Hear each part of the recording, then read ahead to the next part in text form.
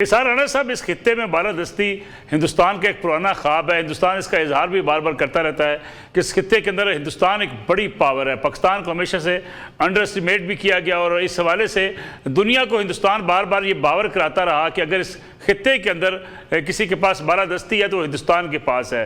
یہ بالادستی کا خواب چکنا چور ہو گیا. اور کیا آپ کو لگتا ہے کہ ہندوستان جو ہے دوبارہ کوئی ایسی سوچ رکھتا ہوگا، ایسے عزائم رکھتا ہوگا؟ کیونکہ آج ذکر بھی کیا فیلڈ مارشل سید عاصم منیر نے کہ ہندوستان کے ہاں یہ سوچ پائی جاتی ہے، اس لیے دہشت گردی کا سہارا لے کر پاکستان کو ٹارگٹ کیا جاتا ہے. دیکھیں، اس جنگ سے پہلے جو صورتحال تھی بین الاقوامی، اگر آپ ایک نظر ڈالیں تو یہ تھی کہ پاکستان نے اتنی جانیں گوا کے اتنا نقصان اٹھا کے بھی الزام بھی ہم پہ ہی لگتا تھا. اور ان کی جو ڈس انفو لیبس پھر وہ پتہ چلا کہ ایک دو نہیں کئی ہزار جعلی لیبز ہیں، وہ ہیں ویب سائٹس ہیں جن کے ذریعے پاکستان کے خلاف ایک زہریلا پروپیگنڈا ہوتا ہے. پھر دوسری چیز یہ کہ بھارت ایک یہ امیج بنانے میں کامیاب ہو گیا تھا کہ وہ دنیا کی تیسری اقتصادی پاور بھی ہے اور اس خطے کے اندر سب سے طاقتور ملک بھی ہے، اور جو چین کے ہم پلہ ہے. تیسرا یہ کہ جی ان کے جو بھارت کا انہوں نے اپنی پوری قوم کو ایک میڈیا کے ذریعے، فلم کے ذریعے ایک ایسا جھوٹا خواب دکھا دیا جس میں وہ ان کے ہیرو گھس کے مار سکتے ہیں، اور ان کے ہیرو وہ فلمی دنیا سے باہر ہی نہیں نکلے. پہلی دفعہ پریکٹیکلی جب انہوں نے فلمی دنیا سے نکل کے زمین پہ پیر رکھا تو انہیں پتا چلا کہ ان کے آگے تو مولا جٹ کھڑا ہوا ہے. ان کے دھریندر وریندر جو تھے وہ بندر ہو گئے. اور پاکستان نے انہیں پہلی دفعہ ایک اتنا یہ سبق دیا کہ جو جنگیں ہیں نہ وہ پیسے سے لڑی جاتی ہیں، نہ اسلحے سے لڑی جاتی ہیں، جنگیں دل سے لڑی جاتی ہیں. اور الحمدللہ اس جنگ کے بعد اگر آپ ذرا ایک نظر ماریں تو دنیا بدل چکی ہے. اب پاکستان دنیا کا سلامتی کونسل ہے، اور سلامتی کونسل اقوام متحدہ تو ختم ہو گئے. دنیا کے تمام سلامتی کے امور اسلام آباد میں طے ہو رہے ہیں. بھارت کو کوئی منہ لگانے کو تیار نہیں ہے. بھارت کسی چیز کا ریلیونٹ ہی نہیں ہے اور وہ ایک سائڈ پہ بیٹھ گیا ہے. اور پہلی دفعہ دنیا نے یہ مانا کہ پاکستان پہ دہشت گردی کے الزامات جھوٹ تھے. پاکستان تو دنیا کے اندر امن کے لیے کوشش کر رہا ہے اور اس کو تسلیم کر رہی ہے پوری دنیا. تو میں یہ سمجھتا ہوں کہ یہ اللہ تعالیٰ کی طرف سے ہمیں بار بار ملنے والے موقعوں میں سے ایک موقع ہے جب ہم بطور قوم اپنے آپ کو منوا سکتے ہیں، اور ہم منوا رہے ہیں. آج کا دن ہمارے لیے اگر ہم اپنے عسکری اس میں دیکھیں تو یہ آج کا دن عید ہے ہماری. ہم آج عید منا رہے ہیں عسکری، اور ہم الحمدللہ ہم نے بھارت کو آج کے دن یہ سبق سکھا دیا. کوئی کہے نا کہ جی وہ دوبارہ آنا چاہتے ہیں، یہ وہ 100 بار سوچیں گے. ہاں، اس ایک سال پہلے وہ یہ سوچ سکتے تھے کہ ہم اندر گھس کے یوں بھی کر دیں گے. اب ایسا نہیں ہے، کیونکہ پاکستان نے پہلی دفعہ، میرے خیال ہے میں نے جتنی پچھلے دنوں کی جنگیں دیکھی، سنی، پڑھی، پہلی دفعہ پاکستان نے غیر روایتی وار میں دنیا کو حیران کیا ہے. ہمارے کمپیوٹر پہ بیٹھے ہوئے بچوں نے وہ کارنامے دکھائے جو پینٹاگون اور جو کیا کہتے ہیں روس اور پتہ نہیں کہاں کا کہ جو بڑے بڑے اعلیٰ برین ہیں وہ نہیں کر سکتے. تو ہمارے لیے ایک پرائیڈ ہے، لیکن اب اسے کنٹینیو کرنا اور اس کو میٹریلائز کرنا کامیابی کو، یہی سب سے بڑا امتحان ہے. خرم روکڑی صاحب، اگر میں اس بات کا تذکرہ کروں جس کا ذکر ابھی نثار رانا صاحب کر رہے تھے، آج عسکری عید تھی، ساتھ ہی جو چیف جو ہے اپنا آرمی چیف اور فیلڈ مارشل نے جو بات کہی کہ مارکا حق دو ممالک نہیں، دو نظریات کی جنگ تھی. یہ دو نظریات کی جنگ تو اس روز سے جس روز پاکستان بنا تھا. دیکھ صاحب، آر ایس ایس کا جو ڈاکٹرائن ہے نا وہ اور زیادہ خطرناک ہے، اور وہ پوری دنیا کے لیے اس وقت ایک خطرہ بن چکا ہے. چاہے آپ کینیڈا چلے جائیں، چاہے آپ امریکہ چلے جائیں، تو ان کا جو یہ آر ایس ایس ڈاکٹرائن ہے یہ تو انسانیت ورسز آر ایس ایس ہے. تو یہ تو کہانی کہیں اور چلی گئی، اور آپ نے اس مارکہ حق میں آر ایس ایس کے ڈاکٹرائن کو شکست دی. میرے دونوں دوستوں نے بڑی خوبصورت نشاندہی کی کہ انٹرنیشنل لیول پہ آپ کا کانسیپٹ کو اور آپ کے جو ڈاکٹرائن ٹورڈز پیس ہے اس کو مانا گیا. آپ نے بھارت کی افواج کو جو سمجھ رہے تھے خود، اس کو آپ نے اس مقام پر لا کھڑا کیا جو ان کا اصلی مقام ہے. آپ نے ان کی فریب کی، ان کی جو انڈسٹری ہے مووی کی، آپ نے اس تمام شیم کو بالکل لوگوں کے آگے ایکسپوز کر دیا. اور ایک اور چیز یہ ہے کہ ان کی افواج سبجوگیٹڈ ہیں، اور ان کی افواج میں وہ کرنٹ نہیں ہے جو آپ کی فوج میں ہے. جو آپ کی فوج کا سپاہی ہے وہ جس دلیری کے ساتھ لڑتا ہے، یہ دنیا میں افواج میں اس طرح کی دلیری، اس طرح کی غیرت، یہ ایک ابھی ہم دوست بیٹھے ہیں، ہم آپ اور ہم بیٹھے ہیں، کون کہے گا کہ 1,00,000 روپے یا 80,000 کی تنخواہ کے پیچھے کوئی ماں اپنے بیٹے کو بھیجے گی کہ جاؤ تم مر جاؤ یا تمہیں موت آ جائے؟ یا نوجوان جائے گا تنخواہوں کے لیے نوکری نہیں کرتا یہ آپ کا سپاہی جو بارڈر کے اوپر بیٹھا ہوا ہے. یہ ڈیفرنٹ ملک ہے ہمارا، ڈیفرنٹ قوم ہے. ہاں، ہم اس بات پر خوش ہیں کہ غیرت کے تقاضوں کو پورا کرتے ہوئے آج آپ کا سر بلند ہے. اور وہ ہے نا شعر ہے، غیرت ہے پڑی چیز جہانے تگ و دو میں، پہناتی ہے درویش کو تاج سر دارا. تو آپ نے غیرت دکھائی، آپ کی لیڈرشپ نے غیرت دکھائی، آپ کی قوم نے آپ کو سپورٹ کیا، آپ کے جوان نے، جو بچہ کھڑا ہوا ہے بارڈر پہ اور جو پائلٹ اڑ رہا ہے جہاز میں، ان تمام نے اپنی کمان کا سر فخر سے بلند کیا. اصل فخر تو ہے ہمیں ان نوجوانوں پر، ان جوانوں پر. وہ کوئی کوہاٹ کا ہے، کوئی بنو کا ہے، کوئی کئی لاہور کا ہے، کوئی قصور کا ہے، کوئی سندھ کا ہے، کوئی بلوچستان کا ہے بچہ، کوئی کشمیر کا ہے. ان کو خراج تحسین پیش کیجیے ان جوانوں کو کہ جنہوں نے آج ہمیں یہ دن دکھایا ہے کہ ہم پوری دنیا میں آج ہماری عزت ہے الحمدللہ. جاوید ملک صاحب، ہمارے یہاں سیاسی اختلافات بھی ہوتے ہیں، سیاسی جماعتیں ایک دوسرے کے اوپر الزامات بھی لگاتی ہیں، لڑائی جھگڑے بھی بڑے ہوتے ہیں، لیکن دفاع پاکستان کے لیے، ملکی سلامتی کے لیے سیاسی جماعتیں ہوں، پاکستان کی عوام ہو، فوج کے شانہ بشانہ کھڑی ہوتی ہے.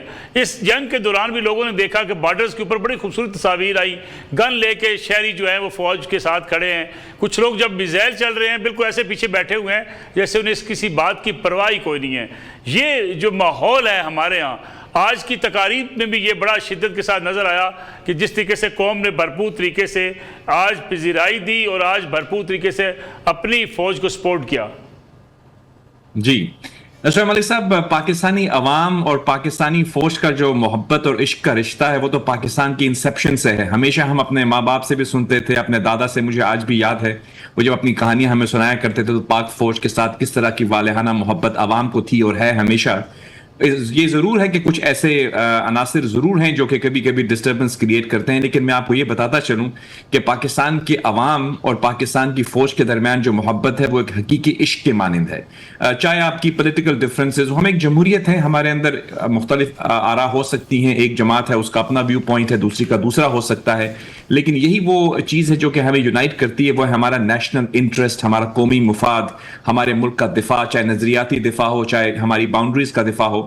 تو میں سمجھتا ہوں کہ ابھی ہم دیکھ رہے ہیں پاکستان کے اندر، نصر اللہ بھائی آپ سینئر جرنلسٹ رہے ہیں، آپ جانتے ہیں کہ پاکستان کے بارے میں ہمیشہ ہمیں کہا جاتا تھا کہ ہم سب ایک پیج پہ ہیں، لیکن کبھی کبھی وہ صرف باتیں لگتی تھیں. اب ہمیں نظر آ رہا ہے کہ واقعی ہماری جو عسکری قیادت ہے اور ہماری سویلین قیادت ہے، یعنی پولیٹیکل لیڈرشپ ہے، وہ ایک پیج پہ ہیں، اور ایک پیج پہ اس لیے ہیں کہ وہ مرکوز ہے نیشنل انٹرسٹ کی طرف. ہم دیکھ رہے ہیں کہ ایون ہماری جب یہ مارکہ حق ہوا، جب یہ بیٹل آف ٹروتھ جسے ہم کہہ سکتے ہیں، آپ نے دیکھا کہ نہ صرف ہماری افواج نے اس کو لڑا بلکہ آپ جیسے لوگ میڈیا میں بیٹھ کے اس جنگ کو لڑ رہے تھے. ہمارے نوجوان جو تھے وہ سوشل میڈیا پہ اپنا دفاع کر رہے تھے، جس کو ہم کہتے ہیں بیٹل آف نیریٹیوز.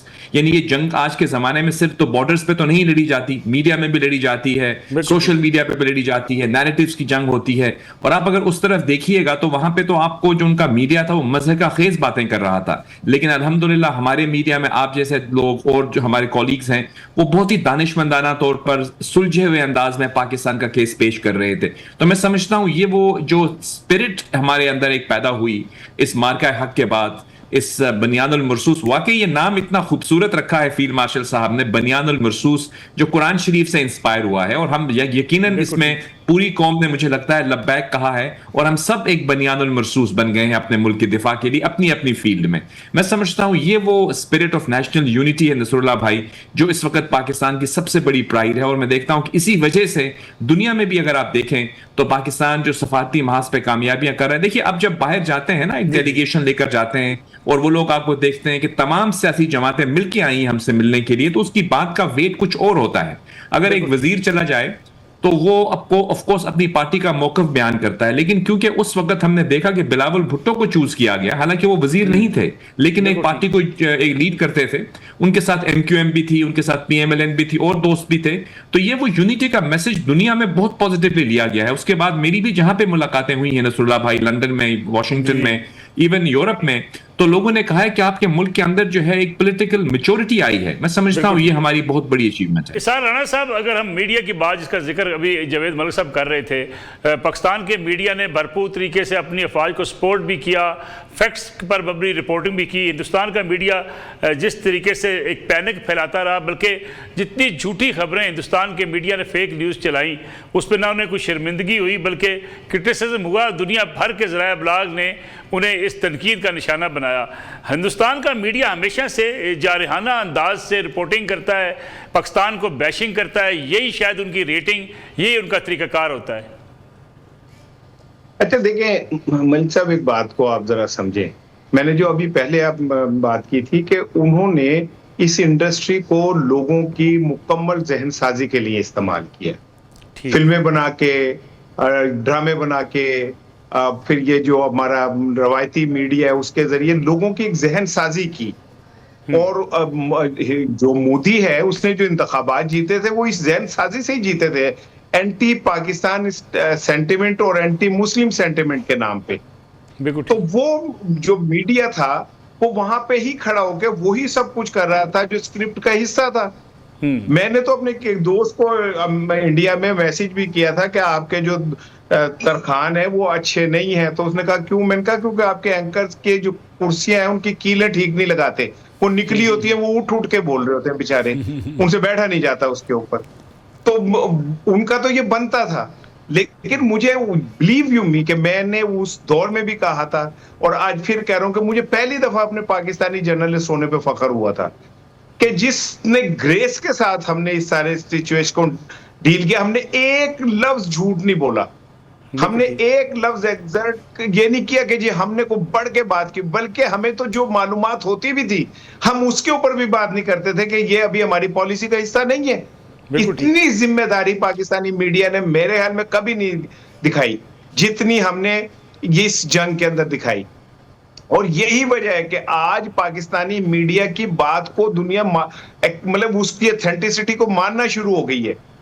پہلے شاید ہمارے میڈیا کو ہم پہلے, آپ بھی ماشاءاللہ ایک آپ کا شاندار کیریئر صحافت کا, میرا بھی ہے, آپ کو یاد ہوگا ہم بہت ساری خبروں کے ویٹ کرنے کے لیے یا اس کی کریڈیبلٹی بنانے کے لیے ہم کہتے تھے غیر ملکی میڈیا فلاں کے مطابق ایسے بات ہے. بالکل ٹھیک ہے.